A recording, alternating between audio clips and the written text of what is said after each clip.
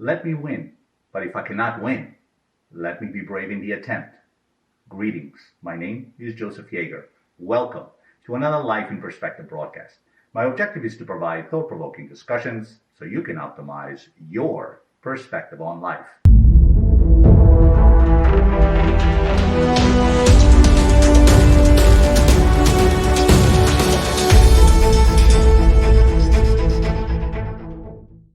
If you believe your life is a struggle, that your opportunity is limited, or that life just isn't fair, I urge you to volunteer at your local Special Olympics event.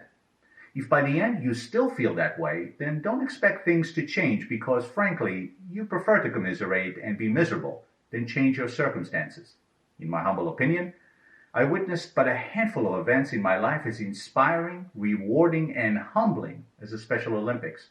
My memories helped me get through some of the greatest challenges I faced and reminded me that for all my apparent advantages, I wasted much of them. Before I continue, please consider subscribing to the channel if you haven't already done so by clicking the subscribe link below. You may also follow me on Facebook, Instagram, and Twitter. To be eligible to participate in Special Olympics, you must be at least 8 years old and identified by an agency or professional as having one of the following conditions: intellectual disabilities, cognitive delays as measured by formal assessment, or significant learning or vocational problems due to cognitive delay. Its mission is to provide year-round sports training and athletic competition in a variety of Olympic-type sports, giving them opportunity to develop physical fitness, demonstrate courage, experience joy, and participate in a sharing of gifts, skills, and friendship with their families, other athletes, and the community. Prior to volunteering, I didn't pay much mind to persons who have Down syndrome. They were just there, and I thought them unfortunate. Another misconception society conditioned us to differentiate with. I looked at them more with curiosity than just different, but never quenched it with understanding. I suppose the universe sensed it and perhaps presented me with the opportunity to volunteer.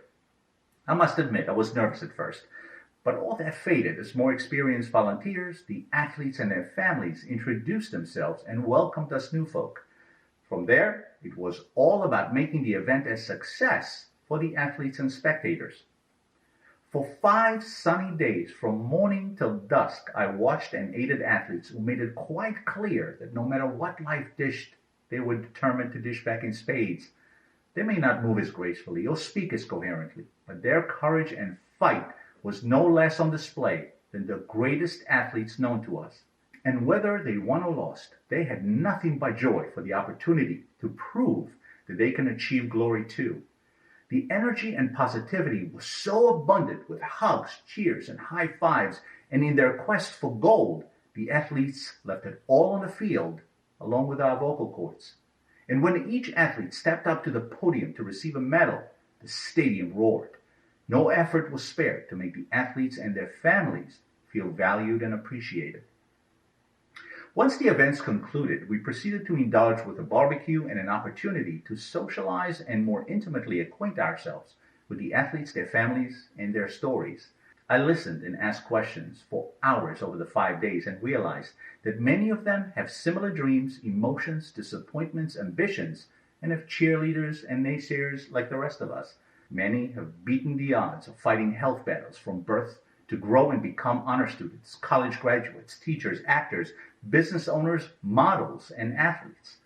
If there was no such thing as Down syndrome, would this sound any different than any other group of people? There is much to celebrate as we know so much more about Down syndrome and, as a society, are becoming more aware and accepting that those who live with what we may perceive as a disadvantage are showing us that in some way we are the ones who are disadvantaged, that for all the advantages we perceive to have, we often don't live up to them, yet are quick to judge and criticize those who do, whether with or without Down syndrome. It would serve us greatly to heed the infamous words spoken by Teddy Roosevelt.